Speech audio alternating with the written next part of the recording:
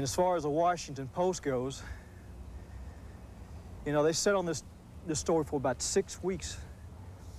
And Paula was asked to do an exclusive with them, and the reason we went with them, we were told by some people that basically they were aggressive toward sexual harassment, given the allegations toward Senator Packwood.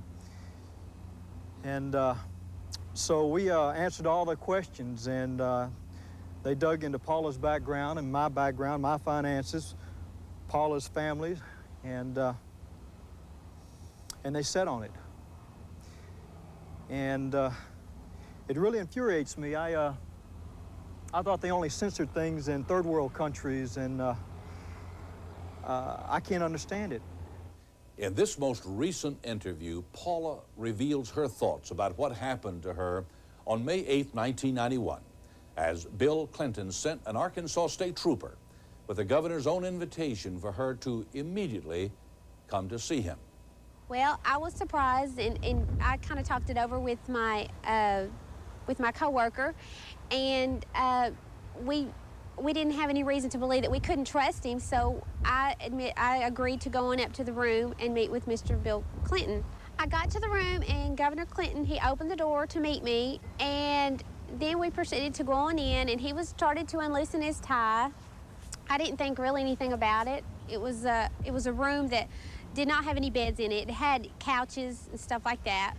It was more like a meeting type room, and we were just chit-chatting, and I had asked him about Mrs. Clinton and the things that she had been working on, and he had asked me about my job and how I liked it and who my boss was, and I told him, and we just kind of chit-chatted, and then he leaned over before I could even realize it, and he was wanted to get my hand, and he pulled it over and was trying to pull me over towards him, and I backed off, and I said, I want to get away from here. I do not want to do this. And it was okay, and I walked away, and he got up and walked over. He leaned up against a wingback chair, and we were just chit-chatting. I always tried to talk about something else to get his mind off of whatever.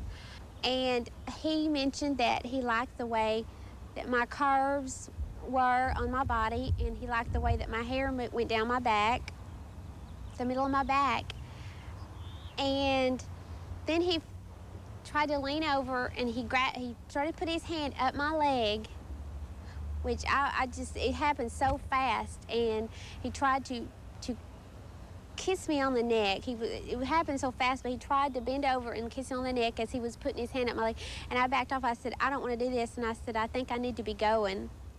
I watched this most recent interview in horror as Paula described what took place during that meeting with then Governor Bill Clinton. Here are some brief excerpts of what she had to say. I was sitting there, and before I knew it, Bill Clinton had gotten up and dropped his pants and sat down beside me with his pants to his knees, and I was so stunned. And Bill Clinton asked me to perform oral sex on him, which I declined, and I jumped up, and I told him I needed to go immediately. Last week, I told you about a reporter named Michael Isikoff from this newspaper, the Washington Post. Michael was suspended for 2 weeks because he argued with his editors when they refused to print his investigative story, well documented, about Paula Corbin Jones and what then Governor Clinton did to her. I revealed to you last week that Michael Isikoff is not a conservative. Philosophically, he's a liberal. He works for a liberal newspaper. In the past, he had broken some very hurtful stories concerning George Bush during his presidency. But this liberal reporter had thoroughly researched Paula Corbin Jones and her husband's backgrounds and their finances and their family, their entire story, and they found it to be all credible. And here's what happened according to Paula's husband. We opened up to the Washington Post because we felt that this was a story that needed to be told, and that if they wanted to push this thing further, we were going to be as open as we could with the Washington Post. And 1 week went into 2 weeks, and 2 weeks went into 3 weeks. And it went on and on. We got a telephone call about 2 weeks ago, and Mike said they were ready to put the story out. And they were going to go to the editors and present the story to him. And Mike told Paula that as far as he was concerned, that he believed Paula and that he thought it was the story should be told. And so the next day, we heard that Mike got suspended from the Washington Post, and there was a big fallout between the editors of the Washington Post and Mike. You know, this is what I can't understand. The media jumped on this Anita Hill, Clarence Thomas deal. I mean, just right from the jump. I mean, they tore into that guy. And Senator Packwood, I mean, if I'm not mistaken, and don't quote me, I may be wrong, but I believe the Washington Post even broke that story. I believe Mike Isikoff is the one that's working on Paula's story, is the one that broke the story with Senator Packwood. I don't know. I really don't understand why the media's been sitting on this. The Washington Post investigative reporter Michael Isikoff completed his story, finished his research, was about to turn his story in to his editors, and then, in professional courtesy, gave a call to the White House for a comment by the president concerning his version of the story. The White House press representative then reportedly called the Washington Post editor, asking that they kill the story. Over the angry objections of Michael Isikoff, it is reported that the Washington Post conspired with the White House to cover up this story, just as they and the rest of the liberal national news media have done over and over again concerning Whitewater. And what about the American Civil Liberties Union, the ACLU, the National Organization for Women, NOW, Anita Hill, and other women's rights advocates? Why are they so silent? Listen to what Paula's husband had to say about the hypocrisy of these women's rights organizations. And as far as the women's rights movement goes, I hadn't heard a peep out of them. I mean, if it would have been somebody other than Bill Clinton, I think they would have roasted him by now. You heard what Paula's husband just said. If it had been any other person other than Bill Clinton, by now the women's rights advocates would have fried him. To paraphrase her husband's words, they would have literally have destroyed him. But they haven't. Talk about the ultimate in hypocrisy. We're all familiar with Clarence Thomas and Anita Hill. What about Senator Packwood and the media coverage of the Senate hearings concerning the sexual allegations against both these men? The liberal national media continues to play the hypocrite when it comes to President Bill Clinton, when it comes to allegations of his sexual misconduct, when it comes to Whitewater, when it comes to the mysterious death of Vince Foster and others, and to Hillary's suspicious success in the highly speculative futures market. That is why I feel that I must let everyone watching know the truth that the liberal national news media refuses to tell you. I want everyone watching right now to call and get this videotape. It is entitled Bill and Hillary Clinton's Circle of Power. This today is your last chance to get this tape, so you need to call right now and get this video expose that the national media refuses to report to you. Today is the last day. And remember, you can't get this video anywhere else on television or in the marketplace because they are not available. Thousands have already called to get this video cassette. We've sent this tape out to literally thousands of movers and shakers who've called this number.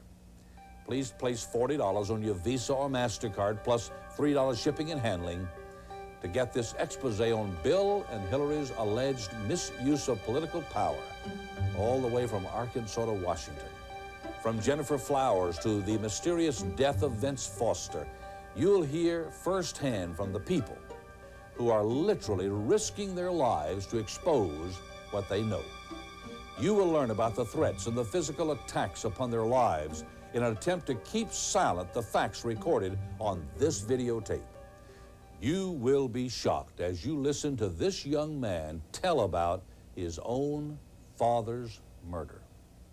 He was shot 5 times, once in the leg, once in the arm, 3 times in the chest.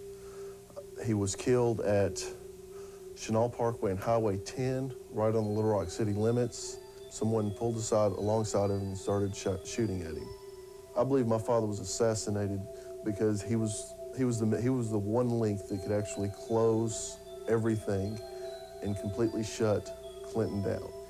If I could come up with a file, Bill Clinton would not be our president right now. This is the only place on television where you can get a copy of this video. And remember, this is the last day you can call to get this tape. And when you call, you'll also receive a copy of this video expose entitled, "A Prescription for Disaster." This investigative report uncovers the truth about Bill and Hillary's socialized health care plan and how it could bankrupt the American economy, just as the Canadian socialized health care plan has done in Canada. The Democrats still are pushing major elements of the Clinton plan.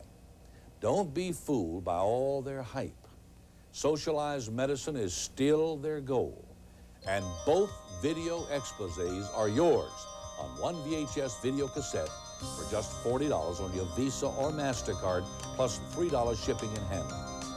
Don't miss out on getting these 2 video exposés and then play them for your Sunday school class, your family, your neighbors, your church if possible. Today is the last day I'll be offering these 2 videos on one VHS video cassette, so please call me right. We're bringing you the best.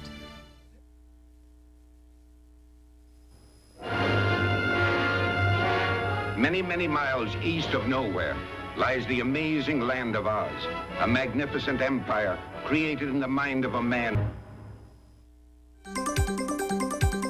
You're watching member-supported Georgia Public Television, GPTV, bringing you the best.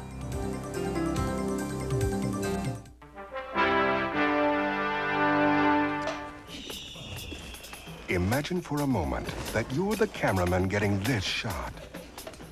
Or this one. How about this one?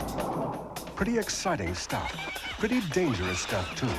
For most of us, working as a cameraman for National Geographic is the kind of job we dream about.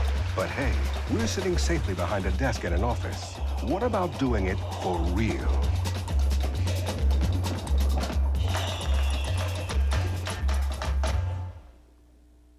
For over 100 years, cameramen for the National Geographic Society have been adding to the knowledge of Earth, sea, and sky by bringing the world to our fingertips.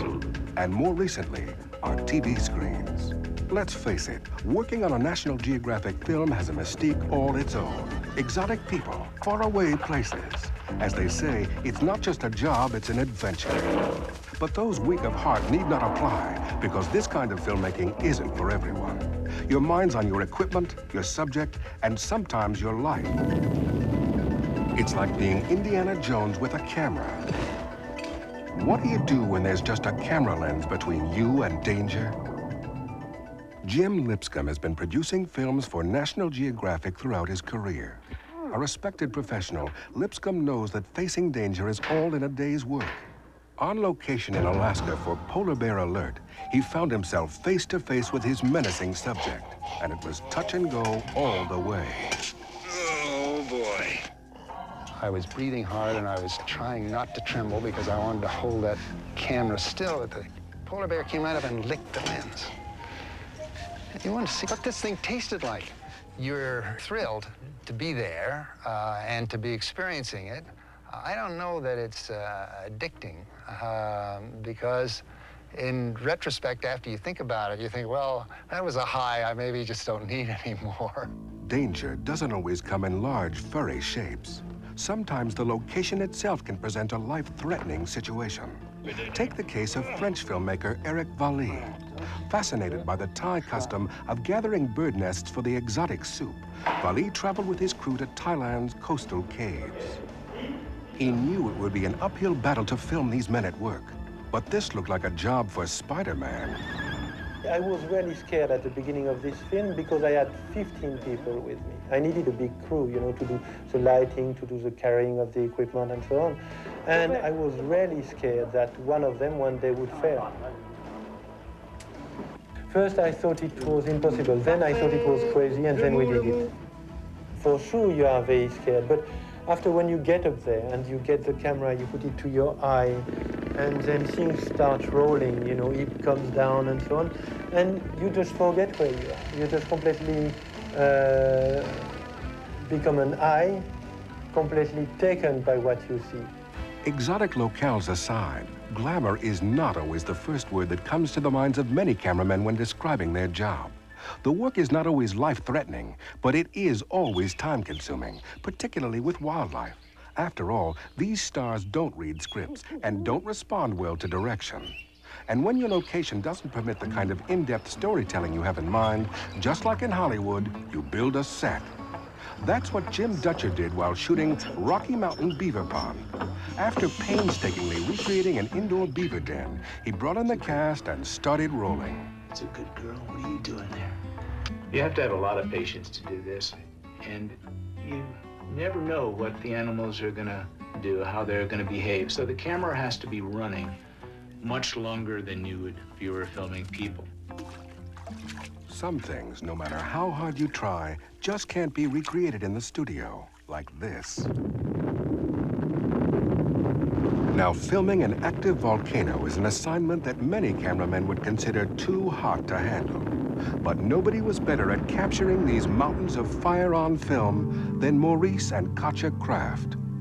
These two daredevil adventurers dedicated their lives to creating a filmed record of the most spectacular eruptions of our time. It was always exciting, but never easy. We have a lot of problem with cameras near volcanoes. It's of course very hot, so sometimes you cannot touch the camera anymore. I tried to take the sound on volcanoes. It means the sound of lava fountaining and also the sound of the lava flows. And these are very small sounds, so I have to go very close. And there is a big problem of heat for the microphone because he will melt if you go too close. Tragically, the Crafts' lives were claimed by the very work they lived for. On June 23, 1991, they perished during the eruption of Mount Unzen in Japan. They've left behind a lasting legacy, images of tremendous power and beauty.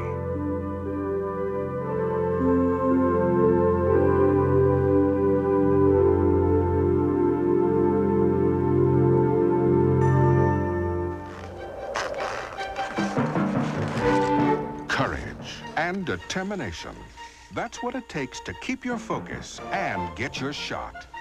These filmmakers work and live on the edge, daring to bring back the images to those of us who'd rather see this from the safety of our living rooms. Oh, boy. See the best of National Geographic specials, Tuesday at 8.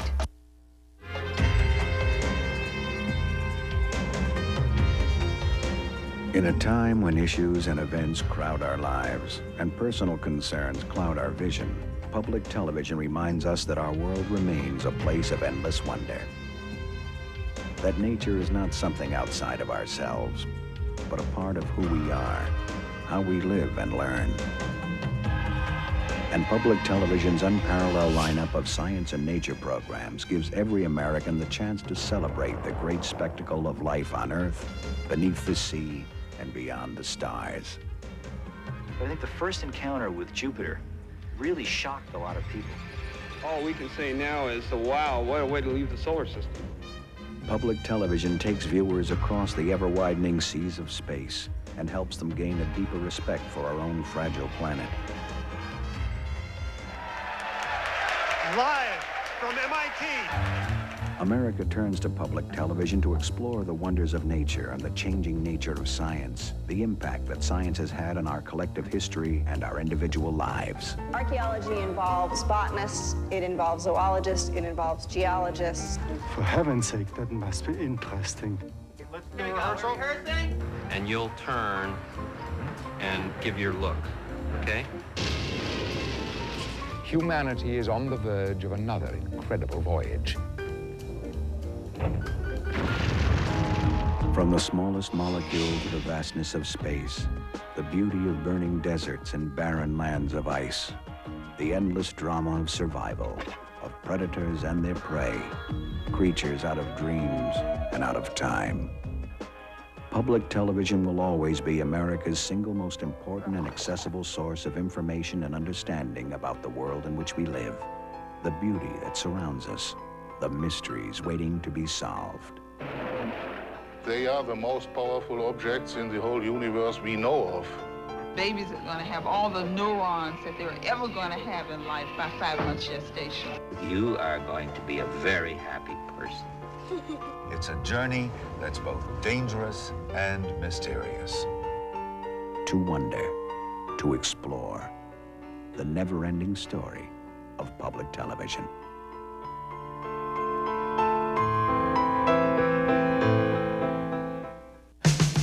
You could find yourself on a dream vacation for 2 to Switzerland, but only if you enter GPTV's 3rd annual Get With the Program sweepstakes. Simply look for this letter, return the entry form, and you could win a JVC Home Entertainment Center or a KitchenAid countertop collection, even a JVC compact VHS camcorder, or a grand prize vacation to Zurich, Switzerland, courtesy Swiss Air, Swiss Hotel. Watch your mail for your chance to win and get ready to travel. We're bringing you the best specials on GPTV. No one sees underwater quite like Howard Hall. The beauty, complexity, and the savagery. Join Howard Hall, one of today's greatest underwater filmmakers, in Jewels of the Caribbean, a new National Geographic special. This is a story of mother love and Mother Nature. But even in nature, there are all kinds of children and all kinds of mothers. The important thing isn't having a mother who looks like you. It's having a mother who looks out for you and teaches you what you need to know to get along in the world. This is a story of mother love, a sea otter story, and a very special nature.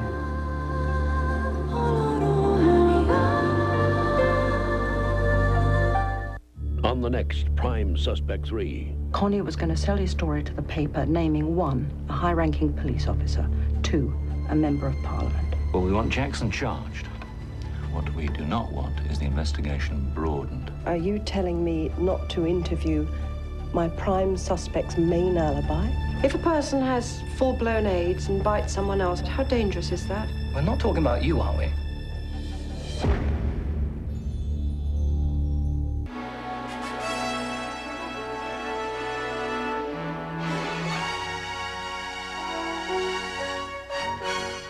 Bringing you the best. This is GPTV, Georgia Public Television, a member-supported broadcast service of the Georgia Public Telecommunications Commission. GPTV reaches 96% of Georgia citizens through a network of 9 stations.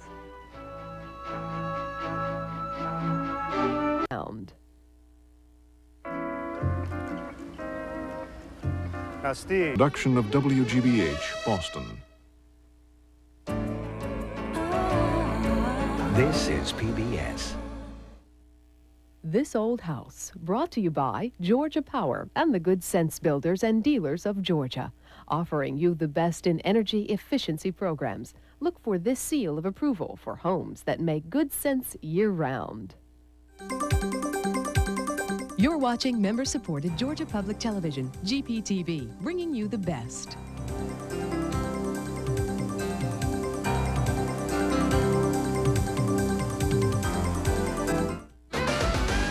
Coming up next, get ready for another home improvement project on Home Time, next on GPTV.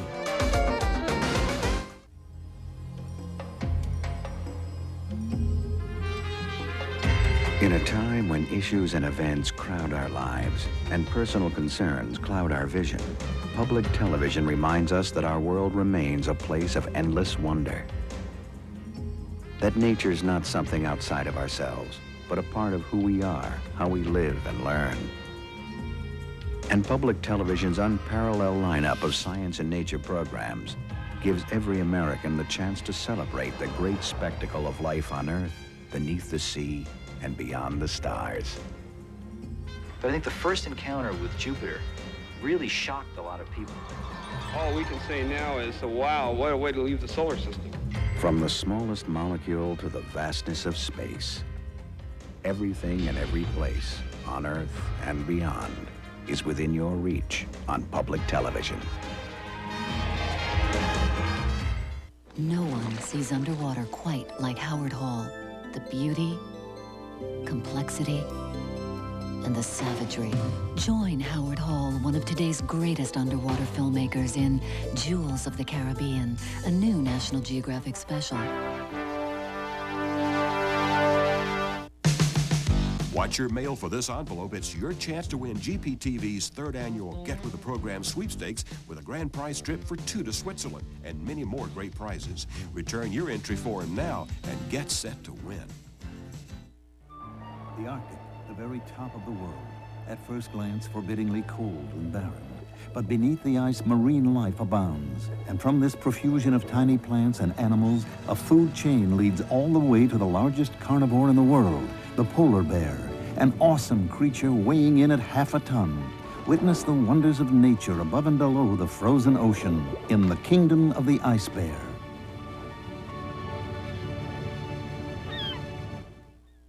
We're bringing you the best specials on GPTV. Lee DeForest, Edwin Howard Armstrong, David Sarnoff. Follow the dark and tragic tale of 3 men who made radio and battled for an empire. Jason Robards narrates Empire of the Air, The Men Who Made Radio, a new film from Ken Burns, who produced the Civil War.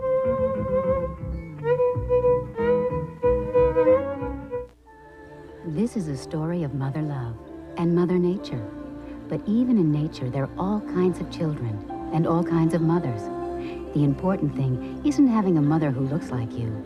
It's having a mother who looks out for you and teaches you what you need to know to get along in the world. This is a story of mother love. We're in the process of taking off some old wallpaper here. Yeah, actually, we're doing This is PBS. You're watching member-supported Georgia Public Television, GPTV, bringing you the best.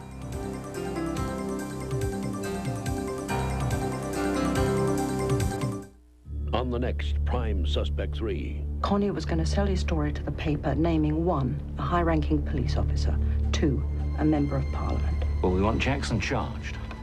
What we do not want is the investigation broadened. Are you telling me not to interview my prime suspect's main alibi? If a person has full-blown AIDS and bites someone else, how dangerous is that? We're not talking about you, are we?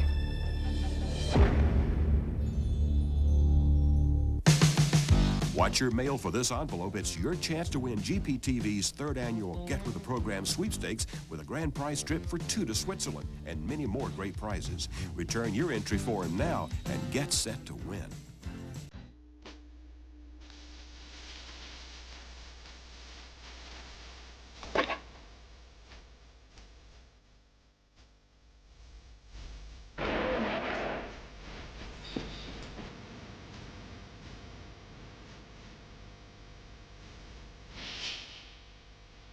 It's a jungle out there, and nobody puts you in the thick of it like public television. The Arctic, the very top of the world, at first glance forbiddingly cold and barren. But beneath the ice, marine life abounds. And from this profusion of tiny plants and animals, a food chain leads all the way to the largest carnivore in the world, the polar bear, an awesome creature weighing in at half a ton.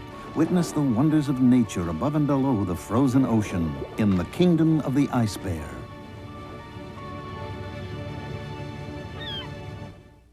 No one sees underwater quite like Howard Hall. The beauty, diversity, complexity, and the savagery. Now, National Geographic and one of today's greatest underwater filmmakers takes you to a spectacular undersea wildlife habitat, the Caribbean, in Howard Hall's Jewels of the Caribbean, a new National Geographic special.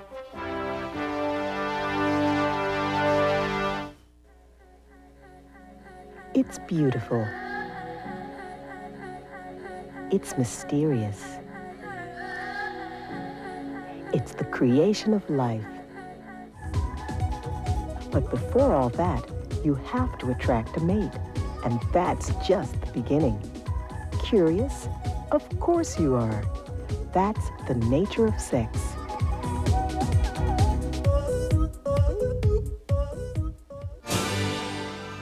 This is member-supported Georgia Public Television, a 9-station network serving all of Georgia. GPTV, bringing you the best.